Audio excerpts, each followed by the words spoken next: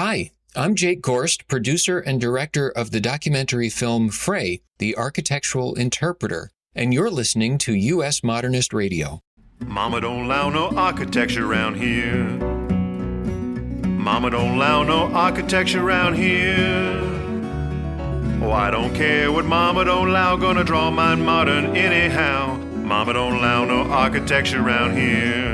Welcome to U.S. Modernist Radio, where we talk and laugh with people who enjoy, own, create, dream about, preserve, love, and hate modernist architecture, the most exciting and controversial buildings in the world. I'm Tom Guild. Nowhere in the world celebrates modernism better than Palm Springs, California. Every February, they have a huge architecture and design festival called Modernism Week, which actually stretches over 11 days. For the last 5 years, U.S. Modernist has been at Modernism Week, and this year we had so much fun. Oh, yeah. Over the spring and summer, we will bring you some interviews from the U.S. Modernist compound. That's poolside, in other words, at the hip Hotel Skylark, with nearly all of Modernism Week's keynote speakers, plus our special guests. Today, in our architecture photography episode, George Smart and I talk with Darren Bradley, who you may know through his wildly popular Mod Architecture feed on Instagram, and Andrew Pielage, well on his way to shooting every Frank Lloyd Wright project in the world. With his camera. This is my second time at Modernism Week, and getting to see the Albert Frey house was a true highlight. Oh, yes. Frey 2, they call it. Where is Frey 1, by the way? Frey 1 is there in the area. Okay. It's a different style of house entirely, really. It's also excellent. Okay. Frey 2 is just amazing. Yeah. Now, it's only 1,000 square feet. It has kind of limited access, but it's built into the side of a mountain, practically, with a swimming pool, believe it or not, overlooking the valley. Yet it's very private, which lets you do a little clothing-optional swimming way up there in the sky, overlooking the whole valley. You must see it when you come to Palm Springs. And Albert Frey, the architect, was known for getting a little naked occasionally. Yeah, that's what I heard. So there's that. Yeah, that's He also was into yoga for the last 10 years of his life. The story goes that he was in ill health and he was hiking through the mountains and he met this woman, I think a little younger than he was, a yogini, and she kind of took him in, and they became involved with each other and spent the last 10 years of his life in pretty much bliss. So, well, it's a great story. It's we a great should love all story. wrap our lives up that way, you know? Absolutely. If you're into mid-century Modernism Week is just the place to be. The cool, classy nights and the warm, sunny days are just indescribable, especially if you're coming from snow in the Midwest or the Northeast or even the South. Modernism Week is a joyous, all-you-can-view festival of mid-century architecture, lectures, martinis, art galleries, shopping, nonprofit benefit events, architecture documentary premieres, amazing classy parties at incredible houses, brilliantly curated house tours, detailed art and architecture exhibits, and much more. For me, one highlight is the fact that while you can spend a lot of money if you want to at Modernism Week, it's really affordable at all levels. A number of the tours are $35, $45 a person to go to and last usually an hour and a half, 2 hours. You can walk through a number of the neighborhoods on your own and see the houses from the outside. A number of the lectures and even some of the performances that are put on during Modernism Week are free or very low cost. So if you go and you want to attend something that is a fundraiser, which tends to be a little more expensive, or you want to do something for free, there's a wide range of activities for everyone. If you want to go with us in February 2021 and stay at the U.S. Modernist compound, complete with our own swanky pool and the best breakfast in town, email me at george@usmodernist.org. U.S. Modernist Radio is underwritten by nichiha.com/usmodernist and by Modernist realtor Angela Roll.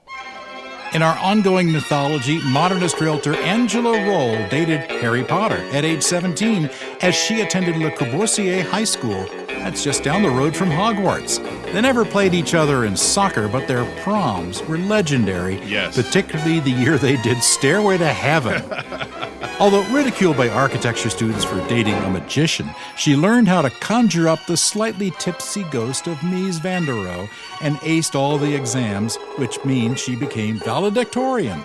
Now, she's one of the few real estate agents with formal architecture training, giving practical advice to buyers and sellers, plus she knows what wizards like to eat. Angela Roll is your magic spell for modernism. Reach her at angelaroll.com, that's ROEHL, or call her at 919-995-0550. Thank you, Tom. I'm George Smart. How do we learn about buildings we can't see up close? Architecture photographers bring them to us, both new and classic, by waking up at 5 a.m. to get the right light, or taking hours to set up a shot only available for a few minutes. Hired by architects, magazines, and occasionally clients themselves, architectural photographers ultimately become historians, their body of work becoming a visual timeline to the evolution of design, materials, and the nature of photography itself. It was such a pleasure to sit down with two established photographers during Modernism Week. Their photos provide us a wealth of information, perspective, and enjoyment, capturing not only amazing houses but the lives and careers of their owners and architects. From poolside at the U.S. Modernist compound, you'll meet photographer Darren Bradley, who travels the world on architecture assignments. And later I welcome returning guest Andrew Pielage to talk about his now 7-year quest to shoot every Frank Lloyd Wright building in the world. With a camera. Yes. Let's now go to Palm Springs, where the women are strong, the men are good looking, and all the houses are above average. Darren, are you living here in Palm Springs or just have a house here? I don't have either, actually. I live in San Diego, which is Okay. about an hour and a half, 2 hours down the road from here. Okay. But I'm here so often that a lot of people do assume that I live Yeah. here. And I have lots of friends here, obviously, and so I've always got a couch to crash on when I need to. But I do spend a fair amount of time here. I love it. I love it in Palm Springs. But you're on the road a lot, too. I am. I do travel quite a bit for various reasons, but I travel internationally. I travel to the East Coast quite a bit. As an architectural photographer, I pretty much have to go where the buildings are. They can't come to me. So Really? They can't come to believe it or you? not, They Can't this- get Huh. a really long lens. Yeah, no.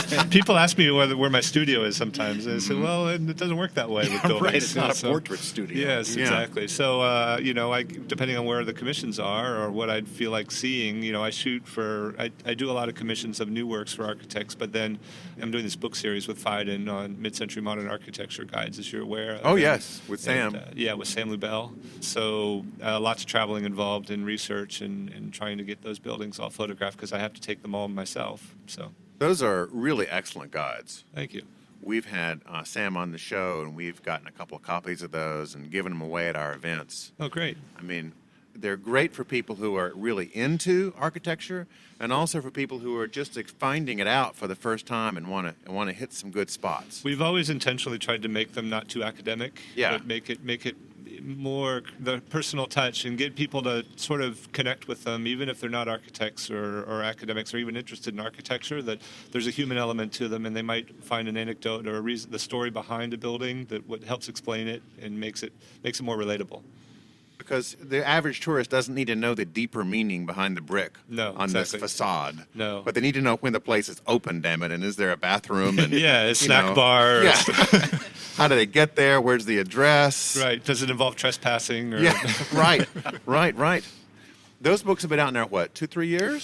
So the West Coast one was the first one we did, and that came out in 2016, and then the East Coast one came out in 2018. Okay. So we skipped it. We're looking at Midwest right now, and we took kind of a year-long break, and then we have to go talk to Fiden and see. But that would be the next one we would do, would be Midwest, and we're looking to do that starting this summer again, if we can. Fiden really comes across my radar all the time now. They're really churning out excellent series of books and Yeah, they're profiles, and very they've active. dedicated to it. Definitely, they've got a great architecture program. Virginia McLeod's the managing editor there, and she's very interested, passionate about it as well. It's a good team over there, and so they're constantly putting out new books. So even beyond the guidebooks, I contribute a lot of photography to the other architecture books that they do. So as an architectural photographer, I assume that most of the engagements that you're doing are commercial? Yes, as far as commissions for photographing? Yeah. It's probably a mix. There's anything from hotels to office buildings to residences, I do a lot of houses as well. It's actually my first love would be mid-century modern houses. That's really... Well, that's all our first love. Yeah, of course, right. Yeah. But even new contemporary houses, I shoot those quite a bit as well. Who are some of the current day architects that are really turning out some interesting work that you see as a photographer? I think EYRC for houses, Takashi and I, and Stephen Ehrlich, they're doing a lot of great work. I spoke with Takashi earlier this week. He was by here. Yeah, great. Yeah, and I think Hannah Gabriel Wells in San Diego does a lot of good stuff. I mean, I hate to call out a particular one, and then Right. some of my other clients yeah. will be mad that I'm not calling them out. One of the good things, fortunate things, is that I'm able to kind of pick and choose my clients. So I only photograph the stuff that I'm genuinely interested in, so I don't get caught having to photograph a lot of cubicles in business parks or things like that I'm not really interested in. So, Or, the 350th Starbucks in Los Angeles. Yeah, fortunately, have been able to escape having to do that. So I'm lucky that way. As you run around Palm Springs, what do you think is the most photogenic house here? What's the Marilyn Monroe of houses in Palm Springs? I mean, the obvious answer would be something like the Kaufman House, certainly. And, there's certain homes here that everybody drives by and loves. I tend to like the William Cody stuff. And there's not a lot that's very easy to see from the street or that's very accessible. But I really love the clean lines, just the really spare glass boxes. Some of the work that he did that's almost Bauhausian, more international style, I think works really well. There's a couple of them just in the Vista Las Palmas area that I particularly like, for example. Now, have you always pursued photography, or did you go in a different direction for a while? I was always interested in photography growing up. I put a little darkroom in my parents' laundry room, and I was a photographer on the school newspaper, and I was shooting film for a lot. I got kind of burned out on it, so I stopped taking photography. And I wasn't particularly doing architecture much at the time. I was just sort of doing everything, but I was always interested in architecture. In fact, in high school, I wanted to be an architect. I was dissuaded from doing that because I'm terrible at math. It was only afterwards I realized that most architects are terrible at math. Yes, so they are. I kind of missed my calling, but as a frustrated architect, I got back into photography only as kind of a way to express my love of architecture. Do you ever draw? I do. I draw quite a bit, and I always drew growing up as well. Okay. Yeah. To me, that's more important than math. That's why we have calculators. I agree, and the only part of math that I've ever accelerated was sort of geometry and spatial. Okay. So that part, Right, the part that matters. The part that matters. So I probably could have been an architect, but I talked to a lot of architects today that say, "Oh, you didn't want to be an architect; it's a terrible job." So who knows? But I got back into photography largely as a way to get into architecture in some way, to reconnect with what my first love was. And I really just started out taking photos of buildings around town when I was living in France. And I had You studied in Paris? in Paris at the Sorbonne. And when I came back, I just got a normal career as a defense contractor, actually. Okay. Building missiles in the desert somewhere? We won't talk about Okay. that. Okay. Yeah, but it was aerospace and defense, Yeah. basically, but mostly software. Okay. But then I noticed a lot of buildings being demolished around town or disfigured beyond recognition, things that I'd grown up with and kind of taken for granted. And so I started just documenting them with a little point and shoot. And to be honest, they were terrible photos. I wasn't really interested in the quality of them or anything. But I would show people these photographs of the buildings. I'd say, look at this. Isn't this great? And they're going to tear it down. And people look at it and go, that's just a laundromat. Why would you care? I don't see anything interesting about that. So I realized that was probably my fault. I had to figure out a way to photograph them in a way that would emphasize the things that I found special about them and kind of waded through the signage, the bad signage, and all the layers of stuff that's been accumulated on them that kind of dilutes their design over time. So I started trying to look at, Ezra Stoller and Shulman and Balthasar Korab and all these great architectural photographers. Oh, sure. And look at how they'd photographed and just understand how to do architecture photography, which is very different from other sorts of photography. And I took a lot of many, many very bad photographs and then eventually started getting to a point where I kind of understood how to resolve a building and photograph it in a way that didn't distort it too much but still emphasized the things, the architectural language that the architect was trying to say. Sure. Now, I know this is just a stereotype, but whenever I hear architects talk about architecture photographers, they always go about like, man, this guy is making me get up at 5:30 in the morning, and we got to catch the special sunlight coming from the northeast ramp of this blah blah blah. and then we got to stay there all day, and then we got to wait for the special afternoon light to come in. Is that still how it works? That's how it works. Yeah. Yes. Light comes twice a day. That's pretty much it. And because of the size of what you're photographing, you're not in a studio setting. It's very difficult to do lighting specifically for that. So Yeah. it is possible, but it then makes your photo shoot 3 or 4 times as long. So most architectural photographers, especially in the digital age, tend to rely on natural light more than bringing in and just lighting up a place. And with a digital, you can do that. You can get away with that a lot more. But that said, you still sunset to sunset, and sunrise to sunrise, and the light is just very different depending on the time of day. And a lot of these buildings, the architects are actually designing them very much considering where the sun Where is the going sun to is be. going to hit them, yes, absolutely. And so you have to be ready and photograph it at that time to put it in its best light, I guess, pun intended. Now, 15 years ago, it was a real thing to have, particularly house photos, had that sort of deep blue background. Yeah, that was sure. texturally enhanced. Does that have a name to it? What was that called? Like the blue hour, when you have the like just before sunrise or just before or just super after blue sunset. Yeah, background. the cobalt blue, the dark yeah. cobalt blue for exterior photos. Exactly. Yeah. Is that still going on to a large Sure, extent, I mean- or it seems like it's faded somewhat? You don't see as many of those now. Yeah, I mean it got a bit cliche perhaps Yeah. to do that, but when digital photography first started coming up, it was easy to do these sort of enhanced photos that really made everything pop. And so you could light up the interior, turn on all the lights, and then you could have the outside, and you still have enough natural light that, and it just makes everything sort of come alive. You still get requests to do that sort of thing. What I have to explain to clients is, well, that only happens once a day or twice a day. If you get up at 5 a.m., you get it twice, which is why you have to get up before dawn. So they'll ask for those photos, but speaking for myself, I've gotten to the point where I said I'm kind of over that, and I'm trying to actually figure out ways to shoot like in daylight more, and still making the photo pop and enhance, and use clouds or use other things that can enhance the sky and make it interesting without necessarily relying on that old standby cliche of just the blue hour. Yeah. Do you do much interior photography? Quite a bit. Oh, yeah. sure, yeah. Okay. Absolutely. And the time of day is not nearly as, well, I guess it is. It in some actually respect. is, because most of Yeah. these homes I'm shooting have glass walls. Yeah, So, right.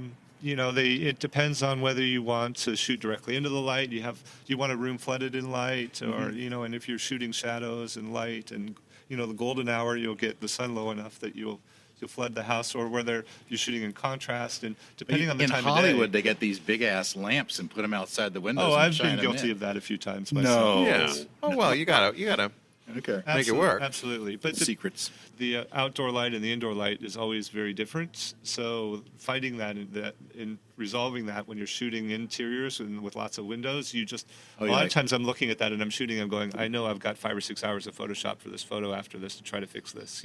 Color, temperature. all that color, temperature, but also light contrast. It's not just a question of shooting into 2 different exposures and plastering it, because you have to make sure that it looks natural at the same time. Right. Oh, God. Is there still any production of still photographs in black and white in the architectural photography world? What's interesting is that I do have a lot of black and white photos in my portfolio, and I get a lot of people. I've even sold them almost as art, like fine art photography.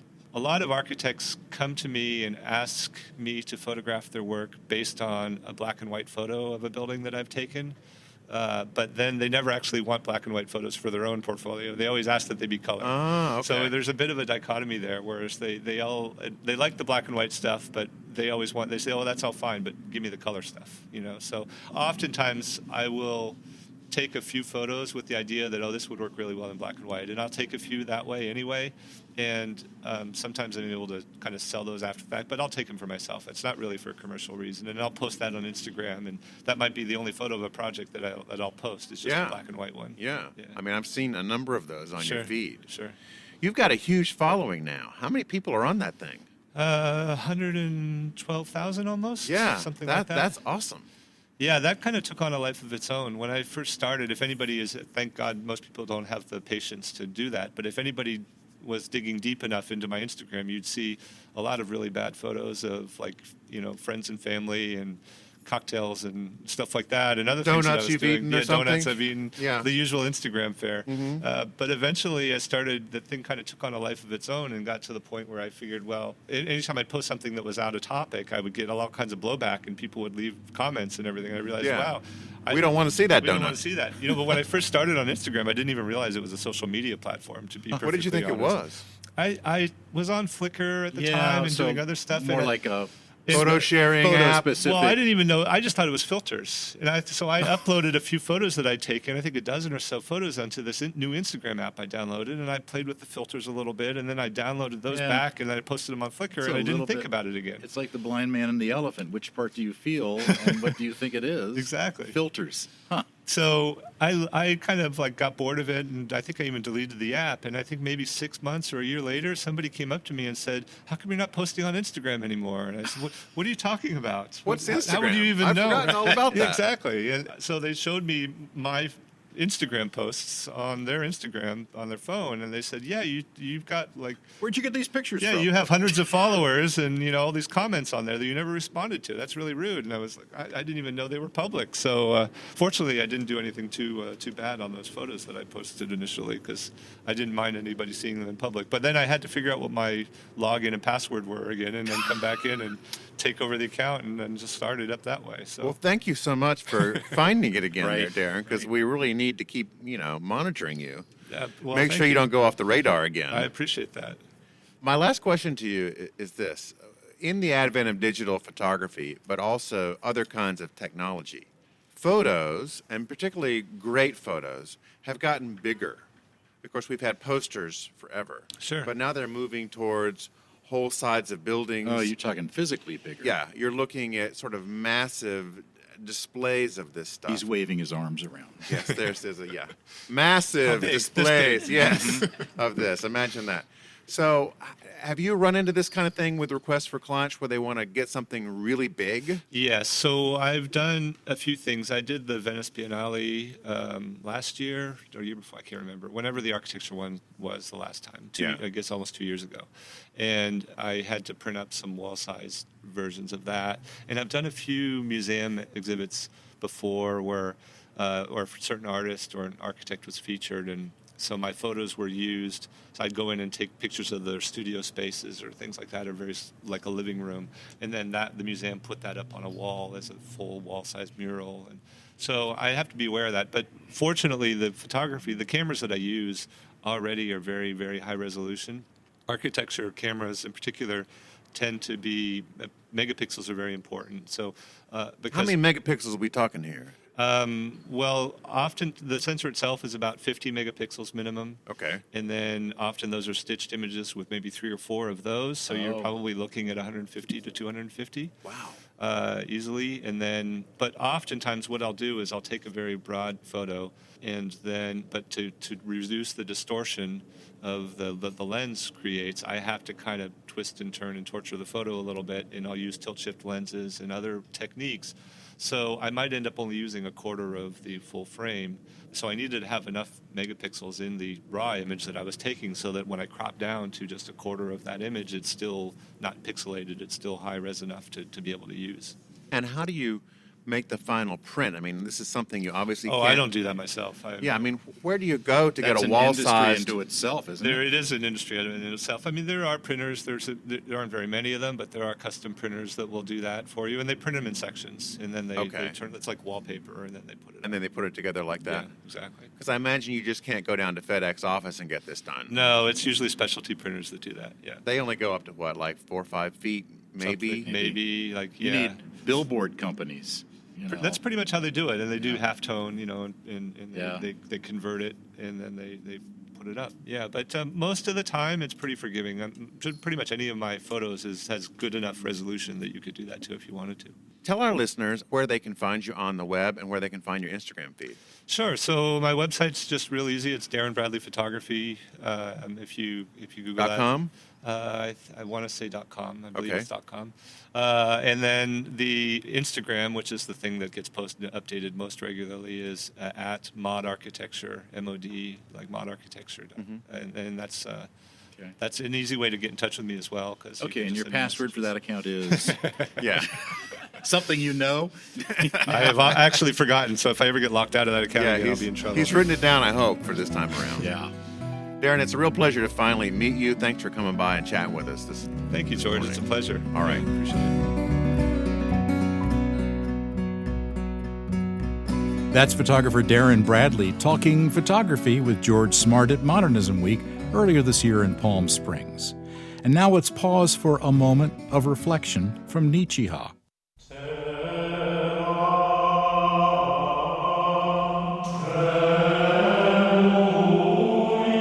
Beauty, love, durability, designed to last for years to come, bringing you peace and tranquility.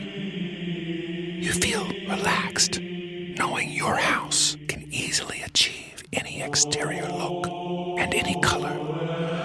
Wood, concrete. Your house loves feeling this good.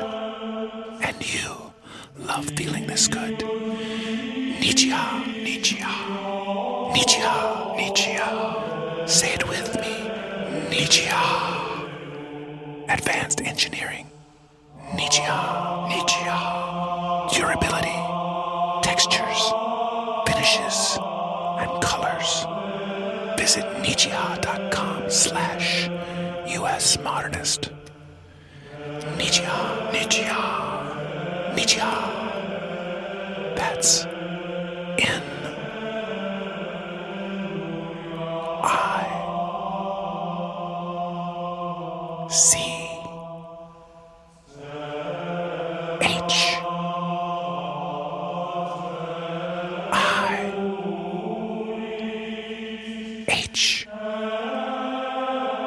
Wait for it. A look you'll love. Nietzsche. Did you think you are a Frank Lloyd Wright fan? Not even close. Coming up, George visits with photographer Andrew Pielage, who is visiting and shooting with a camera every Wright project in the world. Andrew, welcome back. It's such a pleasure to have you. Yeah, thanks for having me back. I'm excited. Since a year ago, you had just started your odyssey of photographing Frank Lloyd Wright houses and buildings, and you've done a lot more since then, right? Yeah. So where have you been in the last year? Oh, it's been a crazy year since we spoke last time. Some of the highlights, I got out to New York and photographed the Guggenheim Museum, which was spectacular. I saw those, yes. Yeah, that was spectacular. It got picked up and got put in the Frank Lloyd Wright Foundation Quarterly, which was an amazing article. And actually on that same trip, the day after the Guggenheim, I had the opportunity to photograph Beth Shalom Synagogue, which blew me away. His churches are really stunning. Yeah, I agree. And the space, the light, the architecture, the shape, it's super unique. I loved everything about it. Yeah, it was. I think it's because Wright was a Unitarian, and he was kind of out of the mainstream religions, that he could do them all better. Yeah, yep, absolutely. Yeah.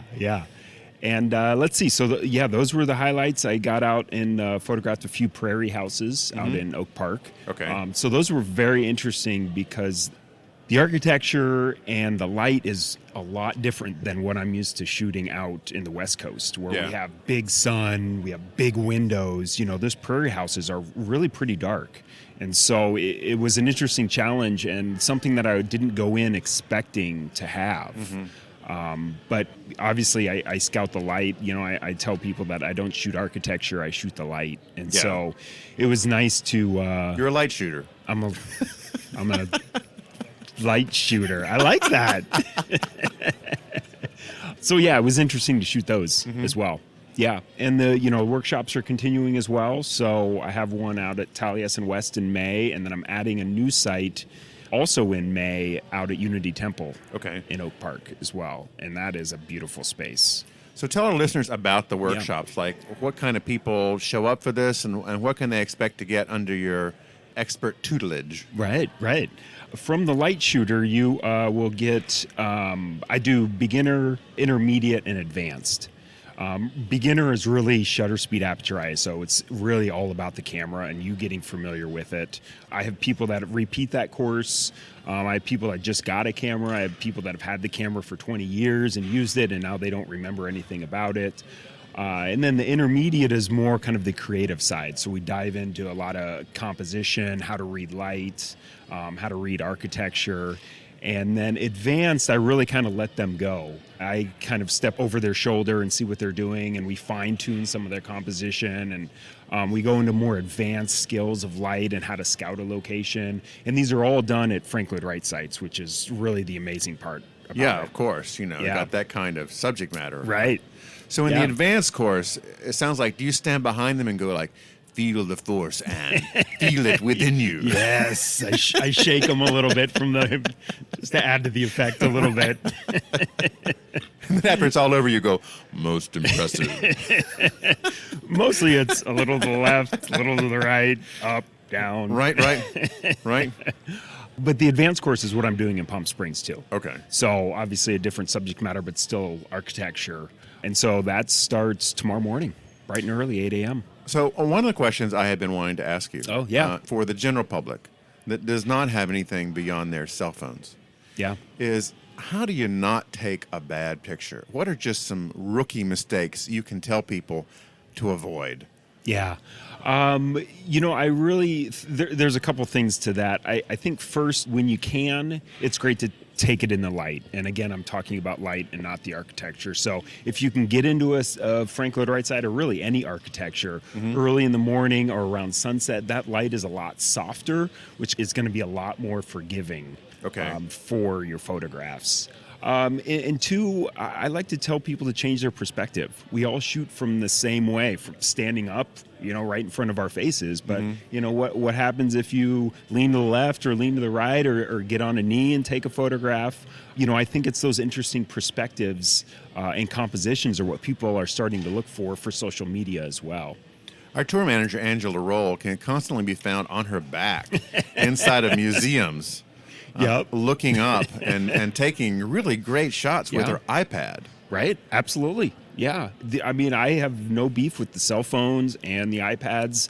The resolution on some of those things is just astonishing. Yeah. The best camera is the one you have on you. And people don't know how good they are, really. Right. They're great. And you can also, with the larger ones, you can see such, a big image and you can play around with it and really get a whole sense of it. It's like shooting a movie and you can see this big screen in front of you. It's sensational. Yeah. I think one of my most successful photographs was taken on the iPhone. Oh, okay. Yeah, it was picked up on, this is a number of years back now, but it was on the Shot on iPhone 6 campaign. So it was on billboards and train stations around the world, 15, what was it? 20 different countries. It was actually a picture right down from Taliesin West. I was leaving Taliesin West, and it's a picture of the Sonoran Desert and at sunset. Of course, we're talking about light. And the funniest thing about that is I didn't even get out of my car to take the photo. Oh, wow. I pulled over, rolled down the window, and then took the photograph with my iPhone, and it's my most successful So photograph. you see, folks, a professional photographer shares his secrets. Don't get out of the car. Roll down the window, stick your iPhone out at sunset, and Apple will be calling you for their international campaign. So true. That's fantastic. Okay, so let's get to wrestling. Wrestling. Yes. Okay. So I assume you've been present for the WWE matchup of Frank Lloyd Wright Foundation versus Frank Lloyd Wright Fellowship. What's been going on here? Give us the color commentary. How did I know this was going to go? I knew this was happening. It's a really unfortunate situation. Yeah. And, I don't know anything more than everybody else that has read stuff online. I think there are only a few people that actually know what really happened. But Sounds like it was a big smackdown involved at some point. There was, I think there was a lot of that going on both ways. I don't know. Yeah. I don't know. But, it is unfortunate. And I think at this point, we just need to let it be. Yeah. And I think we need to start moving the conversation into, okay, what happens next? You blame me, people are blaming each other back and forth. And I think that just needs to stop. And I think we need to start figuring out a solution. And, the biggest part about all this is the students. Right. And that's But really what's going to happen to those students? Does anybody know yet? the school ends. I don't think anything has been officially decided after May, but end of May, it's no more. Is it like professional sports where another school comes and picks them up and says, we'll take them in? Yeah, I don't know. That would be great. Yeah, that would. I really hope something happens. Yeah. And they can continue that education in a Frank Lloyd Wright setting. Yeah. So we will see. In another school, they'd get actual rooms because, at Taliesin, they've got to build their own huts, right? Yeah, exactly. Yeah, it's really an upgrade. They may get electricity, And a cafeteria. But, again, it's a terrible situation. And, I'm there for the students. I'm actually going to do a shoot with them on the 20th just to kind of help them out and help them transition into whatever is next. Yeah, yeah. Well, the tension between those groups is certainly not new. It's been going on for decades and decades. Yeah. Back in the early 60s, the question was about what constitutes a Wright building. Because Wright died in 1959. So is a Wright building something that he designed but didn't see through to completion? Is it something that he talked about to the client but didn't actually draw the things? Is it something that he sketched on and then somebody else carried it through completion later? So you have all this difference of opinion about these houses that were built post-1959, about whether or not it's a real Wright or not. So when you're making decisions about what to shoot, how do you judge? Oof, that's a tough question. Really, and this is probably too simple for this question, but I am going by the guidebook. Like the Store's guidebook? Yep. The official compendium? Yep. The King James Version? Exactly. Yeah, if it's in there, then it will count towards a project. I mean, the guy designed over 1,000 designs. So, and to your point, some were rendered, some were not, some he talked about in speeches. And, if there's a better way to figure out and to draw that line in the sand, I'm all about it. But, for me and my project, it's the Stoyer Guide. Sure. Well, I know that there are a couple of really interesting ones, like Petra Island. You heard about that one? No. There's a Wright design / inspired, however you want to categorize it, on this island, I think in Michigan or Wisconsin. And it's only accessible by boat. Interesting. And it's been for sale for quite a while. And it wasn't built, I believe, until the 70s, maybe.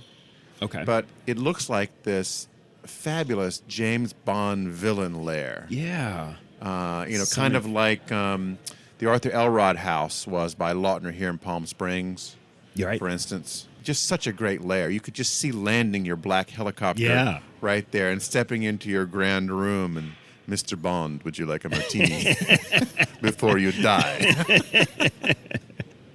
Between the classes and shooting all the right buildings, is that taking up all of your time, or are you doing some other things as well? Yeah, that takes up a lot of my time. Yeah, and it's a big passion for me, so getting into these sites is not something that's easy to do, so those take time and networking and talking with the right people and, making sure we're all on the same page as to what's going to happen. But I've been doing a little bit of traveling with the wife, too. We went to Peru for 3 weeks, which was phenomenal. Little break from the architecture, and we did some, street stuff in Lima and Puno. We hiked the Inca Trail. Oh, okay. Did out to Machu Picchu. I guess that's a little bit of architecture out there. But it was beautiful. And, my roots are landscape photography, so to go back to that was really kind of fun. Well, that's a great trip that you would make. Yeah, it was beautiful. I think Wright would have deemed the Incas to be acceptable, but would not have praised them very highly. Right. I think they built a few structures. Yeah.